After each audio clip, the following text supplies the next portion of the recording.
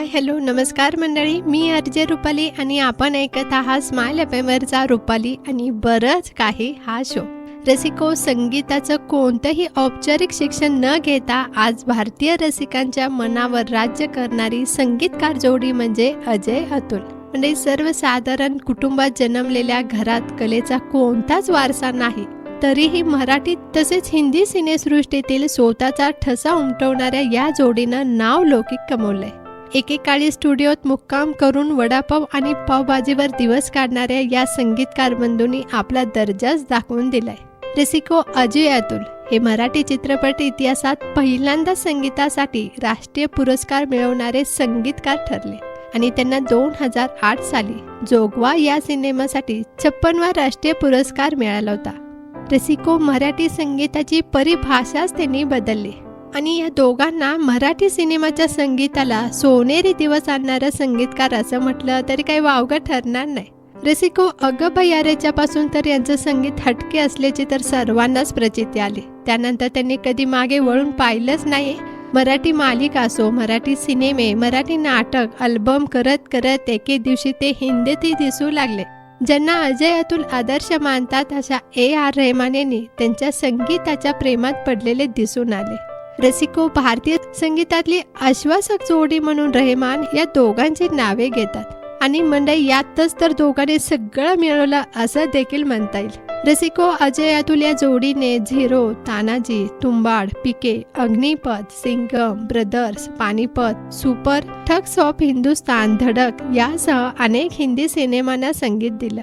पुण्यातील ग्रामीण भागातून एक टप्प्याटप्प्याने कुठलाही पाठिंबा नसताना त्यांनी ही मजल मारले आणि त्यांचं संगीत ऐकताना लोक स्थळ, काळ, वेळ अगदी सगळं विसरून जातात. रसिको, अजय अतुल जोडीतील अजय हा धाकटा तर अतुल हा मोठा भाऊ आहे. अजय अतुल पेक्षा 2 वर्षांनी मोठा आहे, पण त्यांनी आपले संगीतकार म्हणून नाव अजय अतुल असं ठेवलंय. तर सांगायचा मुद्दा एवढाच रसिको की ही भावंडे घडली कशी हे आपल्याला जाणून घ्यायचंय. रसिको, अजय अतुल यांचे वडील अशोक गोगावले हे महसूल खात्यात कामाला होते, त्यामुळे सातत्याने त्यांची बदली व्हायची. त्यामुळे दोघांचेही बालपण पुणे जिल्ह्यातील वेगवेगळ्या गावांमध्ये गेलं. त्यातील जुन्नर, शिरूर, मंचर, राजगुरुनगर आणि घोडेगावमध्ये वास्तव केलं. रसिको, अभ्यासापेक्षा या दोघांना संगीतामध्ये खूप रस होता. शाळेत असताना ते विविध कार्यक्रमामध्ये भाग घ्यायचे आणि तेव्हापासूनच ते संगीतामध्ये प्रयोग करत असत. म्हणजे NCC कॅम्पमध्ये अजय जुन्या गाण्यांना वेगळ्या चाली देऊन म्हणत असत आणि त्याच्या या प्रयोगाला बक्षीस देखील मिळत असत. रसिको, अशाच या गोष्टीतून त्यांना प्रोत्साहन मिळत गेलं.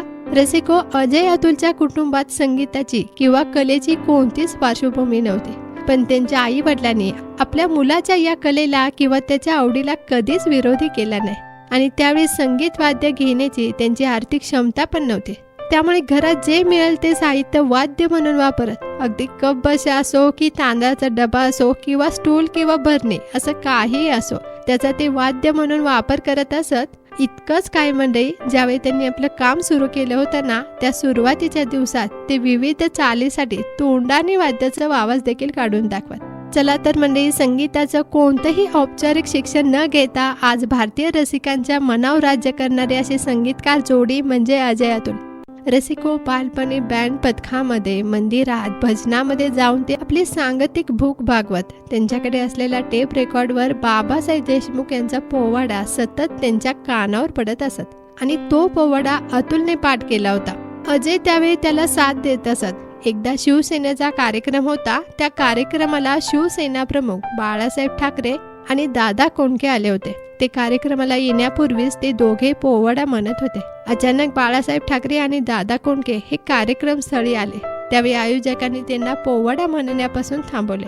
बाळासाहेब ठाकरे यांनी आयोजकांना रोखले आणि हे दोघेही छत्रपती शिवाजी महाराजांचा पोवाडा म्हणत आहेत, त्यांना म्हणू द्या असं म्हटलं आणि त्यानंतर रसिको, सुमारे 20 मिनिटं हे दोघेही हा पोवाडा म्हणत होते. संपूर्ण पोवाडा मंडळी बाळासाहेब ठाकरे यांनी ऐकला आणि नंतर दोघांना जवळ घेतले, त्यांचा सत्कार केला, त्यांचं कौतुक केलं आणि बाळासाहेब ठाकरे यांनी केलेल्या कौतुकामुळे हे दोघेही भारावून गेले. रसिको, हे दोघेही भाऊ जेव्हा सायकलवर जात असत ना, त्यावेळी अतुल एखादं गाणं गुणगुणायचा, जिथे अतुल थांबत त्याच्या पुढच्या ओळी अजय गायचा आणि रसिको या दोघांनी सायकलवर गुणगुणलेल्या गाण्याचा नंतर आपल्या अल्बममध्ये वापर केला.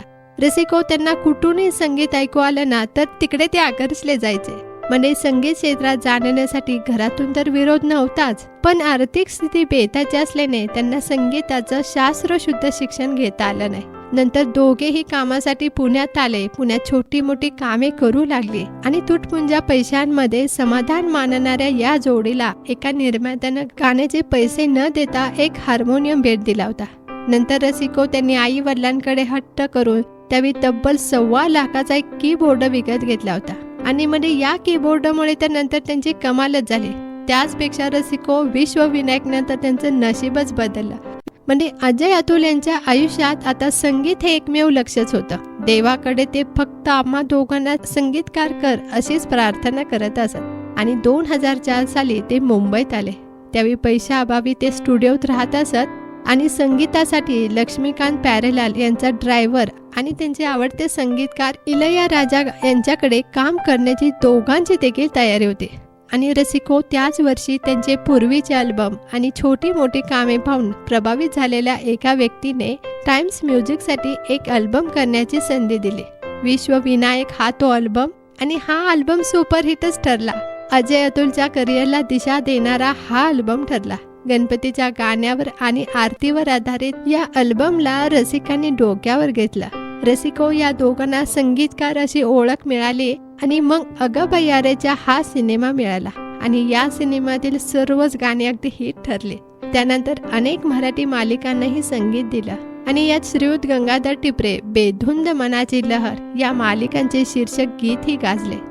रसिको या जोडीने सावरखेडे गाव, जत्रा, जबरदस्त, चेकमेट, साडेमाडे 3, उलाढाल, एक डाव, धोबी पचाड, जोगवा, लय भारे, फॅनरी आणि सैराट अशा सिनेमांना यशस्वी संगीत दिलं. आणि मग त्यानंतर अनेक अल्बम देखील केले. रसिको हिंदीत त्यांना कामे मिळू लागली आणि लोकांपासून आलेलं संगीत लोकांपर्यंत पोहोचवण्याचा प्रयत्न केला आणि तो यशस्वी देखील झाला. त्याचबरोबर रसिको विरुद्ध, वाह, सिंगम, अग्निपथ, बोल बच्चन या हिंदी सिनेमांना देखील संगीत दिला. आणि म्हणजे रसिकांनी सुद्धा त्याची दखल घेतली. रसिको अजय अतुलच्या जोडीने सैराट तर सिनेमाच्या संगीतावेळी अगदी इतिहास रचला होता. लॉस एंजेलिसच्या सोनी MGM या जगातील सर्वात अत्याधुनिक साऊंड स्टुडिओमध्ये त्यांनी सैराटमधील गाण्याचं रेकॉर्डिंग केलं होतं. आणि म्हणजे विशेष बाब म्हणजे या स्टुडिओमध्ये गाण्याचं रेकॉर्डिंग करणारा सैराट हा पहिला भारतीय सिनेमा ठरला. अजय अतुलचं संगीत आणि नागराज मंजुळेच्या दिग्दर्शनाने सैराटच्या सर्वच गाण्यांनी प्रेक्षकांना प्रचंड वेळ लावलं होतं. म्हणजे सैराटमधील याड लागलं, झिंगाट यासह सगळ्या गाण्याचं रेकॉर्डिंग या स्टुडिओमध्ये रेकॉर्ड करण्यात आलं होतं. अजय अतुल यांच्या मार्गदर्शनाखाली तब्बल 66 परदेशी म्युझियमनी सैराटसाठी मेहनत घेतली होती. आणि रसिको अजय अतुल जोडीनं मराठी, हिंदी, कन्नड, तेलुगू सिनेमांसाठी सुद्धा संगीत दिलेलं होतं. रोहित शेट्टी, करण जोहर, महेश मांजरेकर, आशुतोष गोवारीकर, आनंद राय, ओम राऊत, विकास भाई, शशांक खेतान, विजय आचार्य आदी बरोबर हिंदीत काम देखील केलंय. आणि त्याचबरोबर रसिको अनेक सिनेमे केवळ गाण्यामुळेच आलेले आहेत, तर काही सिनेमांची ओळख त्यातील कथेमुळे नाही तर लोकप्रिय गाण्यामुळे झाली आहे. म्हणजे मराठीतील मन उधाण वाऱ्याचे, मल्हारवारी, कोंबडी पळाली, अप्सरा आली, झिंगाट, चिकनी चमेली, अब मुझमे कही, जीव रंगला, वाजले की बारा, मोरिया, ललाटी भंडार, ब्रिंग इट ऑन यासारखी अनेक गाणी प्रत्येकाच्या तोंडात आहेत.